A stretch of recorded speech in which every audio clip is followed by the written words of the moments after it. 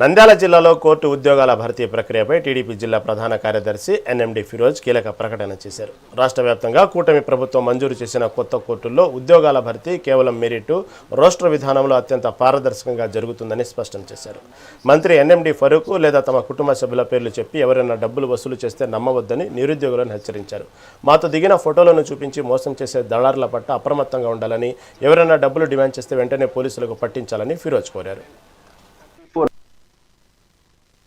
ఈ రోజు first of all నేను చంద్రబాబు నాయుడు గారికి ధన్యవాదాలు చెప్తామనుకుంటున్నాను. ఎందుకంటే టోటల్ 96 డిస్ట్రిక్ట్ కోర్ట్స్ అలాట్ చేశారు ఆంధ్రప్రదేశ్ కి. దాంట్లో వచ్చేసి 4 కోట్ల రూపాయలు ఓన్లీ నంద్యాల జిల్లాకే అలాట్ చేశారు.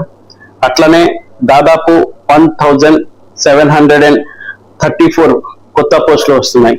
దానికోసం చంద్రబాబు నాయుడు గారికి ధన్యవాదాలు. అందరూ ఎవరు ఇప్పుడు నోటిఫికేషన్ వస్తుంది, దానికోసం ఎవరు రాస్తున్నారో అందరికి ఆల్ ద బెస్ట్. ఇది పర్టికులర్ ఏమంటే ఇది ప్యూర్లీ మెరిట్ బేసిస్ అండి. దీంట్లో ఏమంటే ఎవరు మంచిగా రాస్తారో, ఎవరు మంచిగా మార్క్స్ స్కోర్ చేస్తారో వాళ్ళనే అప్లికబుల్ అండి.